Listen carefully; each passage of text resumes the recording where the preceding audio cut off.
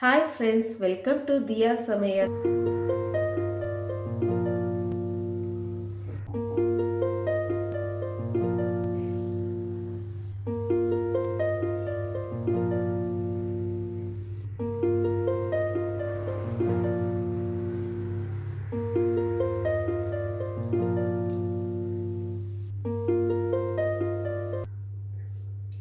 Hi friends, இன்னைக்கு என்ன ஸ்பெஷல்னா ரொம்ப டேஸ்டான அதே சமயத்தில் உடம்புக்கு ரொம்ப ஆரோக்கியமான தாமரை விதையை வச்சு ஒரு கிரேவி பண்ண போகிறோம். வாங்க எப்படி பண்ணுறதுன்னு பார்க்கலாம். அதுக்கு முன்னாடி என் சேனலை சப்ஸ்கிரைப் பண்ணாதவங்க சப்ஸ்கிரைப் பண்ணிட்டு பக்கத்தில் இருக்க பெல் ஐக்கானை கிளிக் பண்ணிட்டு வாங்க. தாமரை விதை நம்மளுக்கு எப்படி சோள விதையை பொரிச்சா பாப்கார்ன் மாதிரி கிடைக்குமோ அதே மாதிரி நம்ம தாமரை விதையை பொரிச்சா இந்த மாதிரி பாப்கார்ன் மாதிரி கிடைக்கும். இது நம்மளுக்கு ரெடிமேட்லேயே கடையில் கிடைக்குது. நான் இங்கே 1 கப் அளவு எடுத்திருக்கேன். இது கிராம்னு பார்த்தா 50லேருந்து 60 கிராம் இருக்கும். தாமரை விதையில கால்சியம், மெக்னீசியம், பொட்டாசியம் போன்ற நுண்சத்துக்கள் அதிகமாக இருக்குது. அது மட்டும் இல்லாமல் நம்ம உடம்புல நோய் எதிர்ப்பு சக்தியை உண்டாக்குற தன்மை அதிகமாக இருக்குது. இது இதய சம்மந்தப்பட்ட பிரச்சனை இருக்கிறவங்க, பிளட் சுகர் இருக்கவங்க, முக்கியமாக வெயிட் லாஸ் பண்ணணும்னு நினைக்கிறவங்க இதை அடிக்கடி செஞ்சு சாப்பிட்றது நல்லது. தாமரை விதையை நல்லா வறுத்து எடுத்துக்கலாம். கடாயில் 1 ஸ்பூன் நெய் விட்டுக்குங்க. தாமரை விதையை இதில் சேர்த்துக்கலாம். அடுப்பு லோ ஃப்ளேமில் வச்சுட்டு கைவிடாமல் நல்லா கிளறி விடுங்க.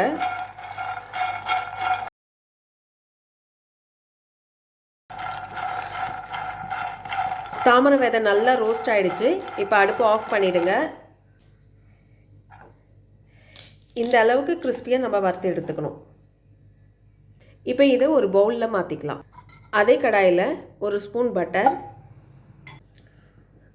1/2 ஸ்பூன் சீரகம், 1/2 ஸ்பூன் சோம்பு, 1/2 ஸ்பூன் மிளகு, 1 ஸ்டார் பூ, ஒரு சின்ன பட்டை, 2 கிராம்பு, 2 சின்ன ஏலக்காய்.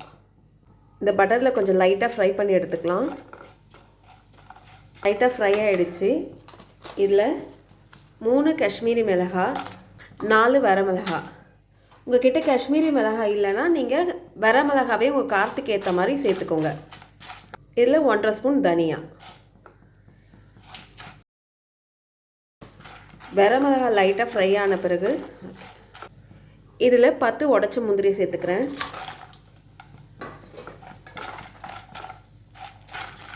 நல்லா ரோஸ்ட் ஆகிடுச்சு. இப்போ இதில் 2 வெங்காயத்தை ரஃப்பாக கட் பண்ணி எடுத்துக்கோங்க. அதை இதில் ஆட் பண்ணிக்கலாம். 1 துண்டு இஞ்சியை கட் பண்ணி எடுத்துருக்கேன், அதை இதில் சேர்த்துக்கலாம். 6 பல்லு பூண்டு, அதையும் இதில் சேர்த்துக்கலாம்.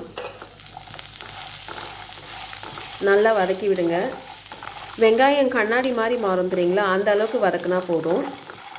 வெங்காயம் நல்லா வதங்கிடுச்சு. இப்போ இதில் 3 தக்காளியை ரஃப்பாக கட் பண்ணி எடுத்துருக்கேன், அதையும் இதில் சேர்த்துக்கலாம். கொஞ்சம் உப்பு சேர்த்துக்கலாம், அப்போ தான் தக்காளி சீக்கிரமாக வேகும். இதை நல்லா கலந்து விடுங்க. ஒரு 2 நிமிஷம் இந்த எண்ணெயிலே நல்லா வதக்கி விடுவோம். 2 நிமிஷம் நல்லா எண்ணெயில் வதக்கி விட்ட பிறகு ஒரு 1/2 கப்பு தண்ணி சேர்த்துக்கோங்க.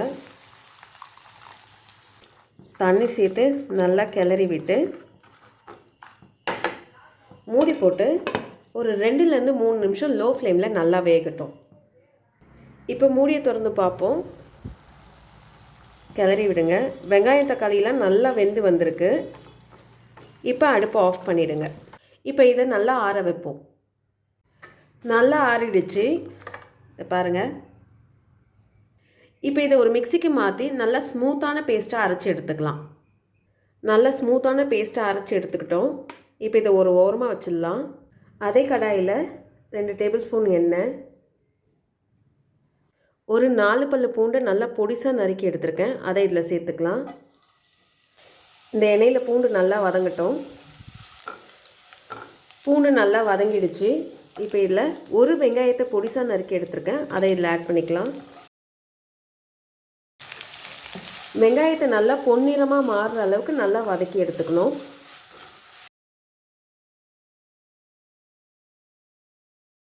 வெங்காயம் நல்லா வதங்கிடுச்சு. இப்போ இதில் நம்ம அரைச்சி வச்சுருக்க பேஸ்ட்டை ஆட் பண்ணிக்கலாம்.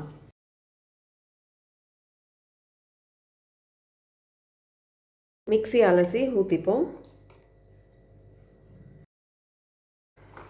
இதை நல்லா கிளறி விடுங்க. நல்லா கிளறி விட்டு 1/4 ஸ்பூன் மஞ்சள் பொடி, 1/2 ஸ்பூன் கரம் மசாலா, தேவையான அளவு உப்பு, நல்லா கிளறி விடுங்க.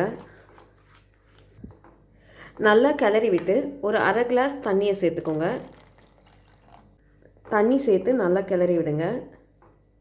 தண்ணி சேர்த்து நல்லா கிளறி விட்டு மூடி போட்டு 5 நிமிஷம் லோ ஃப்ளேமில் நல்லா கொதிக்க விடுவோம். அப்போ தான் அந்த மசாலா நல்லா குக் ஆகி எண்ணெய் நல்லா பிரிஞ்சு வரும். இப்போ மூடியை திறந்து பார்ப்போம். பாருங்கள், நம்ம ஊற்றின எண்ணெய்லாம் நல்லா மேலே பிரிஞ்சு வந்திருக்கு. இப்போ இதை ஒரு கலரி விடுவோம். இப்போ இதில் 1 கிளாஸ் தண்ணி ஆட் பண்ணிக்கலாம். தண்ணி ஆட் பண்ணி நல்லா கலந்து விடுங்க. இது ஒரு கொதி வரட்டும். ஒரு கொதி வந்த பிறகு நம்ம வறுத்து வச்சுருக்க தாமரை விதையை இதில் ஆட் பண்ணிக்கலாம். தாமரை விதையை போட்டு நல்லா கலந்து விடுங்க. தாமரை விதை போட்ட பிறகு அந்த கிரேவியில் இருக்க தண்ணியெலாம் நல்லா இழுத்துக்கும். நல்லா கலந்து விட்டாச்சு. இப்போது மூடி போட்டு ஒரு 2 நிமிஷம் லோ ஃப்ளேமில் நல்லா வேக விடலாம். இப்போ மூடி திறந்து பார்ப்போம். தாமரை விதை மசாலாவோட நல்லா வெந்து வந்திருக்கு.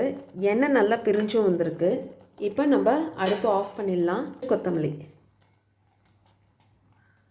போட்டு ஒரு கலரி விடுங்க.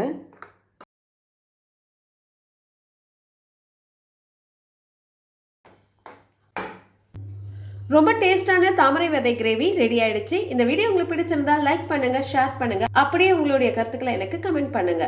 நன்றி, வணக்கம்.